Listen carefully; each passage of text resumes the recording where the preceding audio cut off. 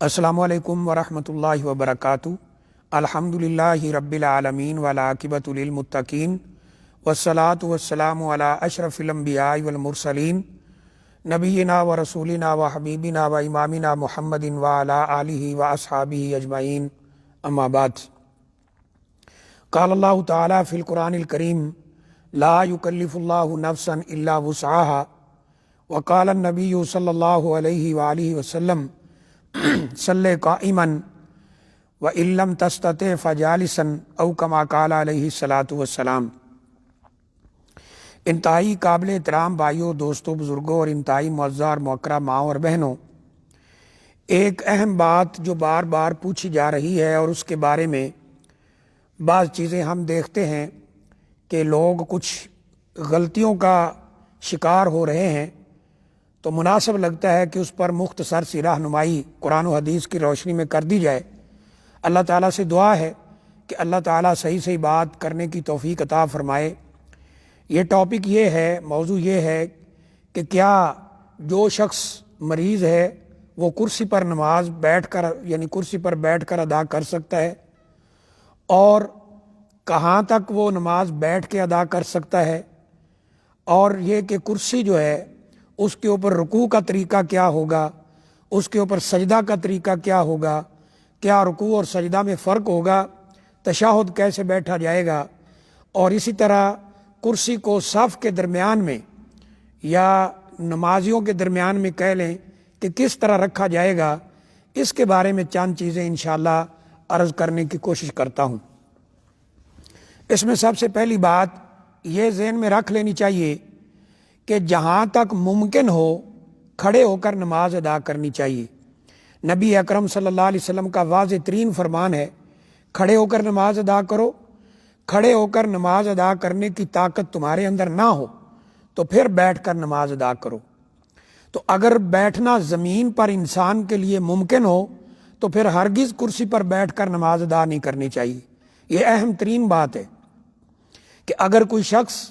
کھڑے ہو کر نماز ادا نہیں کر سکتا، بیٹھ کر ادا کر سکتا ہے، تو اس کو زمین پر بیٹھ کر نماز ادا کرنی چاہیے۔ لیکن اگر کوئی ایسا شخص ہے کہ وہ کھڑے ہو کر بھی نماز ادا نہیں کر سکتا اور کسی ایسی بیماری، پرابلم، مجبوری کے اندر مبتلا ہے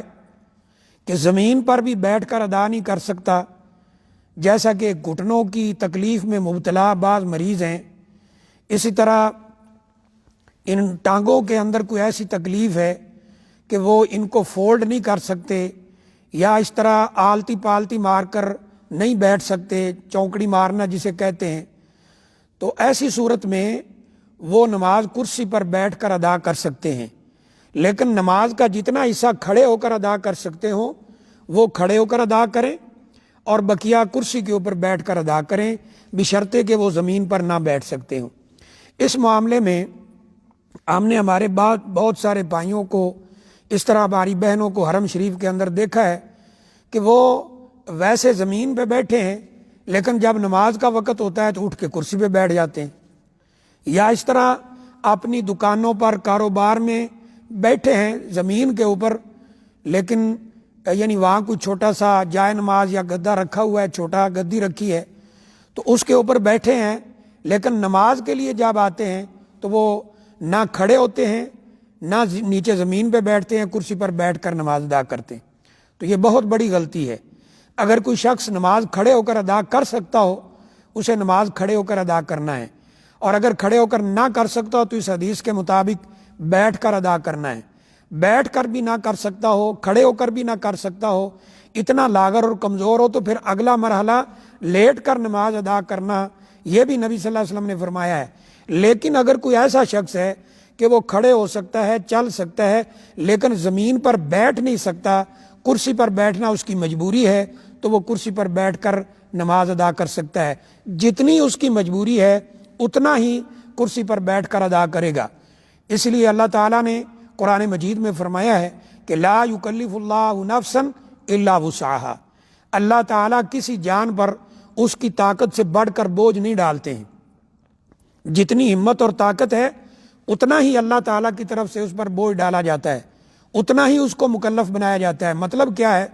کہ فاتقوا اللہ ما استطعتم، جتنی تمہارے اندر طاقت ہے اتنا اللہ تعالیٰ سے ڈرو، اسی طرح اللہ تعالیٰ کا حکم مانو۔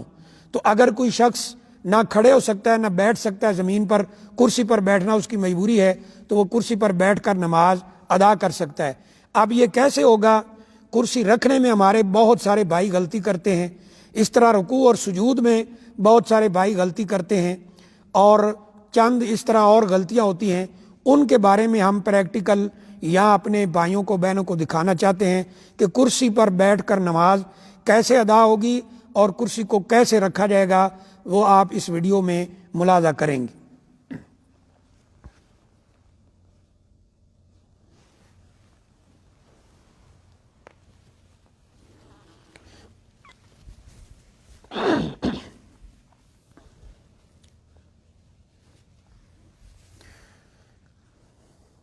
اب سب سے پہلے یہ کرسی آپ کے سامنے ہے، اور یہ ہمارے اسلامک سینٹر کی ماشاءاللہ بہت بڑی جامع مسجد جو آپ دیکھ رہے ہیں، بہت بڑی جامع مسجد ہے جو ابھی آپ دیکھ رہے ہیں کہ اس کے اندر الحمدللہ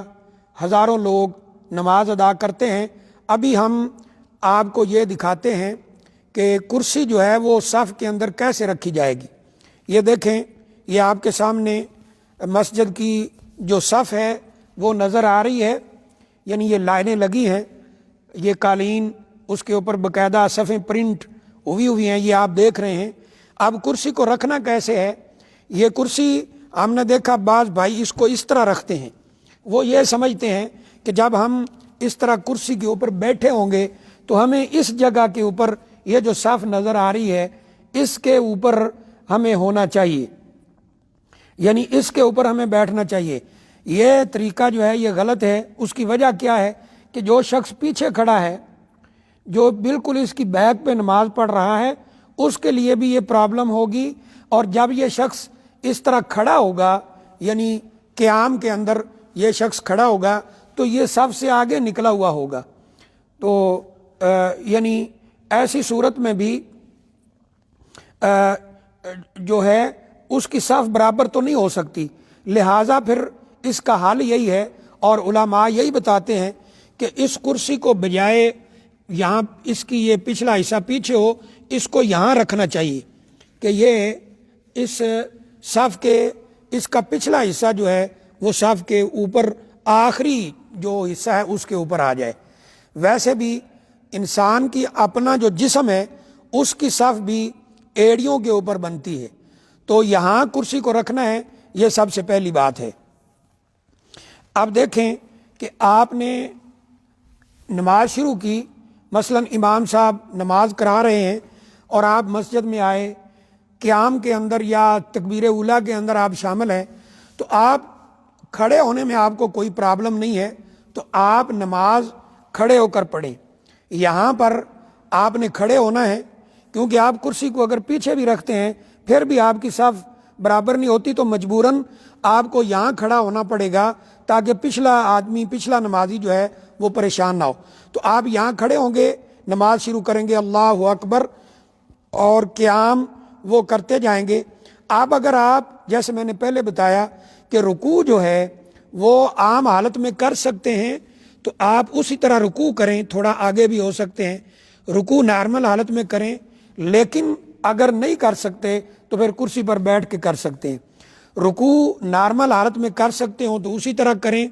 پھر سامی اللہ لمن حمیدہ کھڑے ہوں گے، پھر سجدے میں آپ کو پرابلم ہے جانے میں تو آپ کرسی پر بیٹھ کر سجدہ کریں گے۔ لیکن اگر آپ رکوع بھی کھڑے ہو کے نہ کر سکتے ہوں تو پھر رکوع بھی کرسی کے اوپر ہوگا اور سجدہ جو ہے وہ بھی کرسی کے اوپر ہوگا۔ اب اس کا طریقہ کیا ہے کہ آپ نے قیام یہ تو کھڑے ہو کر کیا ہے، اب رکوع کرنا ہے، کسی وجہ سے آپ کی کمر میں پرابلم ہے یا کسی بھی شرعی مجبوری کی وجہ سے آپ رکوع نہیں کر سکتے، تو پھر رکوع کا طریقہ یہ ہوگا آپ کرسی کے اوپر بیٹھ جائیں، اپنے گھٹنوں کے اوپر اس طرح ہاتھ رکھیں جیسے ہم رکوع میں پکڑتے ہیں، ان کو پکڑیں اور رکوع کے لیے اس طرح جھک جائیں، سبحان ربی العظیم، سبحان ربی العظیم، سبحان ربی العظیم۔ اس طرح اگر امام رکوع لمبا کرتا ہے تو دیگر دعائیں ہیں وہ پڑھیں، اور پھر سمی اللہ لمن حمیدہ یہ سیدھے ہو جائیں، ربنا ولک الحمد یا ربنا لک الحمد، یہ آپ اس طرح سیدھے ہو کے بیٹھ جائیں گے۔ اب امام سجدے میں جائے گا، اللہ اکبر کہہ کر آپ نے سجدہ کس طرح کرنا ہے،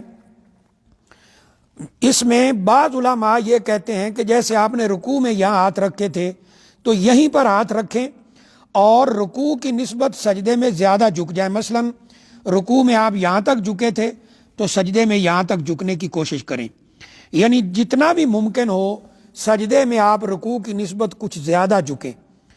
اور بعض علماء یہ کہتے ہیں کیونکہ سجدے کی حالت میں ہمارے ہاتھ گھٹنوں پہ نہیں ہوتے، رکوع کی حالت میں تو گھٹنوں پہ ہوتے ہیں، سجدے کی حالت میں نہیں ہوتے، تو اس کا طریقہ یہ ہے کہ آپ اپنے ہاتھوں کو آگے کریں، کیونکہ جیسے ماتھا سجدے میں زمین پہ لگانا تھا، پیشانی، ناک، ہاتھ زمین پہ لگانا تھے، ان میں سے کچھ بھی نہیں لگ رہا، تو سجدے کے لیے بھی ہم اپنی پیشانی کو نیچے زمین کی طرف جھکا رہے ہیں، تو ہاتھوں کو بھی تھوڑا سا اس طرح جھکا دیں۔ اور یہ دونوں قسم کے موقف موجود ہیں کہ ہاتھ یہاں رکھیں، دوسرا موقف علماء کا ہے کہ یہاں رکھیں، اور جہاں تک میرا ناقص علم ہے اور اس پہ بحث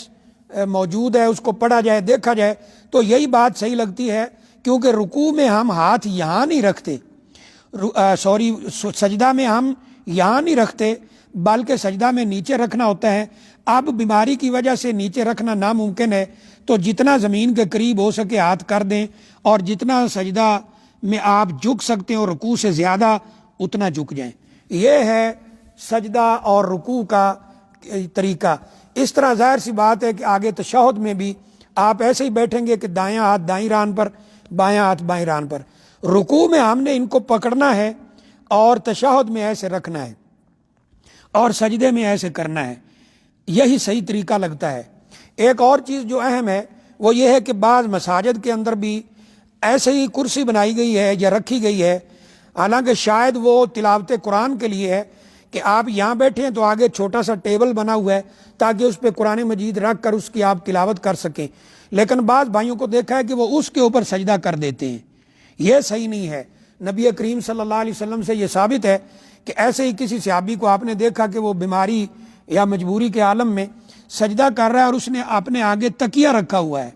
اور تکیے کے اوپر وہ سجدہ کر رہا ہے۔ نبی اکرم صلی اللہ علیہ وسلم نے جب یہ تکیہ دیکھا تو اس کو آگے سے کھینچ دیا اور تکیے پر سجدہ کرنے سے منع کر دیا۔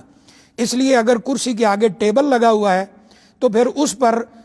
ماتھا نہیں رکھنا چاہیے، بلکہ کرسی اس طرح ہونی چاہیے جو بالکل اوپن ہو، اس کے آگے ٹیبل وغیرہ نہ ہو۔ رکوع کے لیے یہاں گھٹنے پکڑ کر آپ مثلا اتنا جھکتے ہیں تو سجدہ کے لیے ہاتھ تھوڑا آگے کر کے اور زیادہ جھک جائیں۔ جن علماء کے نزدیک ہاتھ یہاں رکھنے ہیں ان کے نزدیک بھی ہاتھ اگر یہاں ہو تو پھر بھی سجدہ کے لیے رکوع کی نسبت جتنا ممکن ہو وہ زیادہ جھکنا ہے، اور تشہد کے اندر یہاں ہاتھ رکھنا ہے۔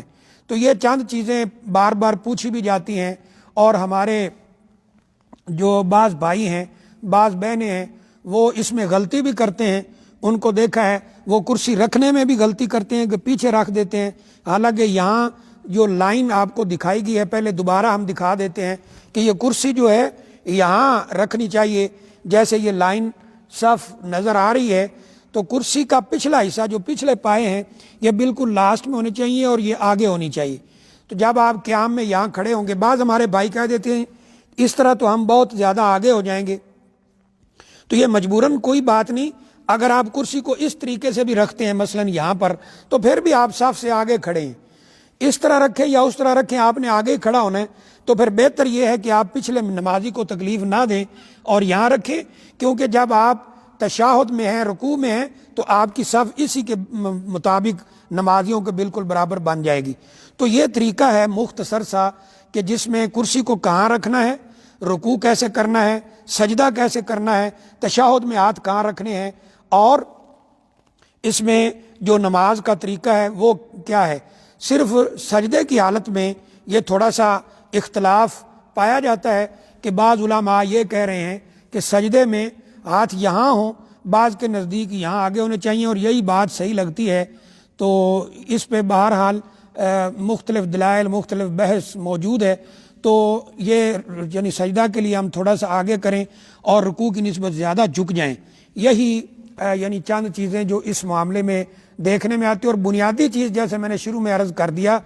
کہ یہ نہیں ہونا چاہیے کہ آپ ویسے تو بالکل صحیح چلتے پھرتے ہیں، تھوڑی سی کوئی پرابلم ہے، دکان پہ بھی بیٹھے ہیں، کام بھی بیٹھ کے کر رہے ہیں، جب مسجد میں آتے ہیں تو آتے ہی کرسی پہ بیٹھ جاتے ہیں، قیام بھی کرسی پہ، رکوع بھی کرسی پہ، سجدہ بھی کرسی پہ، تشہد بھی کرسی پہ، یہ نہیں ہونا چاہیے۔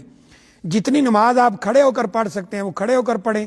جتنی زمین پہ بیٹھ کے اگر پڑھ سکتے ہیں تو پھر بیٹھ کے پڑھیں، یہ ممکن نہ ہو تو پھر کرسی پہ پڑھیں، اور کرسی کا رکھنے کا طریقہ، اس پر رکوع اور سجود اور تشہد کا طریقہ وہ مختصر عرض کر دیا گیا ہے۔ اللہ تعالیٰ سے دعا ہے اللہ مجھے بھی آپ کو بھی عمل کی توفیق عطا فرمائے۔ وآخر دعوانا الحمدللہ رب العالمین۔